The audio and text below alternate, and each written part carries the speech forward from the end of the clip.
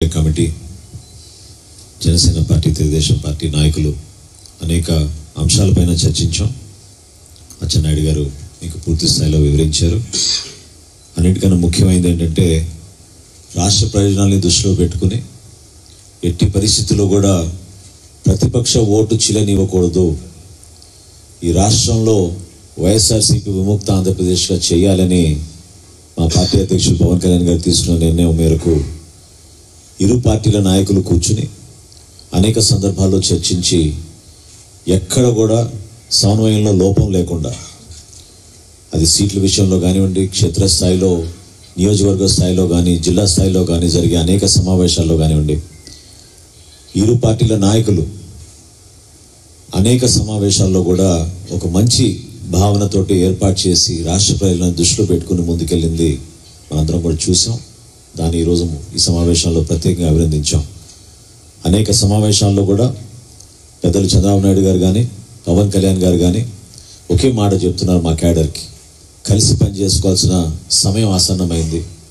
Sacrifices, త్యాగం చేయాల్సిన పరిస్థితి వస్తే మనందరం కూడా సిద్ధంగా ఉండాలి. ఎందుకంటే ఇది కేవలం మన ప్రజల క్షేమాన్ని దృష్టిలో పెట్టుకుని, మన భవిష్యత్తులో మనం చేయబోయే కార్యక్రమాన్ని దృష్టిలో పెట్టుకుని మనం ముందుకెళ్లాలనే ఆలోచనతోటి ఈ సమావేశంలో వాళ్ళు చేసిన కార్యక్రమాన్ని అందరిని కూడా అభినందించడం జరిగింది. 28వ తారీఖున తలపెట్టబోయే ఈ భారీ బహిరంగ సభ ఒక అద్భుతమైన సభగా ఖచ్చితంగా రాష్ట్ర ప్రజలకి ఎన్నికలకి శంఖారావంగా చేయబోయే కార్యక్రమాలు ఏ విధంగా సిద్ధమవుతున్న దానిపైన వివరించుకుంటూ ప్రజలకి ఇంకా అంకిత భావంతో పనిచేయడానికి మరొకసారి ఒక చక్కటి సభ ఏర్పాటు చేయాలని నిర్ణయించుకున్నాం. ప్రతి ఒక్కరు కూడా ఇది ఒక బాధ్యతగా ఇరు పార్టీల నాయకులు క్షేత్రస్థాయిలో, జిల్లా స్థాయిలో, నియోజకవర్గ స్థాయిలో, మండల స్థాయిలో, అదేదో కేవలం ఉభయ గోదావరి జిల్లాలకి సంబంధించిన సభనే కాదు, రాష్ట్ర వ్యాప్తంగా నాయకులందరినీ కూడా ఆహ్వానిస్తాం, అద్భుతమైన ఏర్పాట్లు చేస్తాం.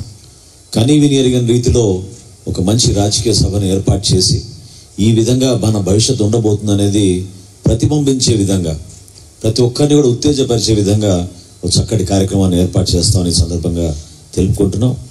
అది తాడేపల్లిగూడెం దాటగానే జాతీయ రహదారిపైనే ఒక మంచి సభా వేదికని సెలెక్ట్ చేయడం జరిగింది.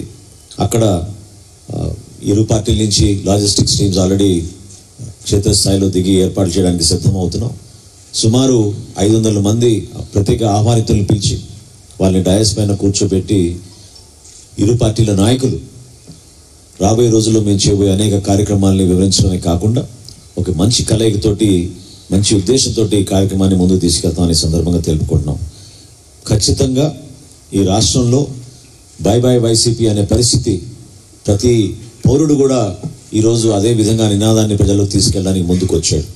ఆ వాతావరణాన్ని మరింత బలోపేతం చేయడానికి ఈ రాజకీయ కక్షలు, మీడియా పైన జరుగుతున్న దాడులు, సామాన్యులపైన తీసుకొస్తున్న మానసిక ఒత్తిడి, వీటన్నిటినీ కూడా ఒక 2 నెలల్లో రాష్ట్రం నుంచి వైసీపీ విముక్త ఆంధ్రప్రదేశ్గా మార్చే విధంగా మనందరం కూడా కలిసి పనిచేద్దామని, ఈ సభ విజయవంతం కావడానికి ప్రతి ఒక్కరు కూడా కృషి చేయాలని జనసేన పార్టీ తరఫున, మా పార్టీ అధ్యక్షులు పవన్ కళ్యాణ్ గారి తరఫున, మా నాయకులకు, జన సైనికులకు, వీర మహిళలకు ప్రతి ఒక్కరికి కూడా పిలిపిస్తున్నాం.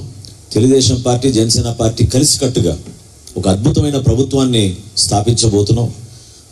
ప్రత్యేకంగా యువతకు ఉపాధి అవకాశాలు, మహిళలకు రావాల్సిన భద్రత, రైతులకి అందించాల్సిన భరోసా, ఈ 3 అంశాలపైన ఈరోజు కూడా మేము మా సమావేశంలో చర్చించుకుని ఎట్టి పరిస్థితుల్లో కూడా మేనిఫెస్టోలో కొన్ని మంచి ప్రణాళికతో సిద్ధం చేసిన కొన్ని అంశాలని పెద్దలు రామకృష్ణుడు గారు కూడా అనేక సూచనలు చేశారు.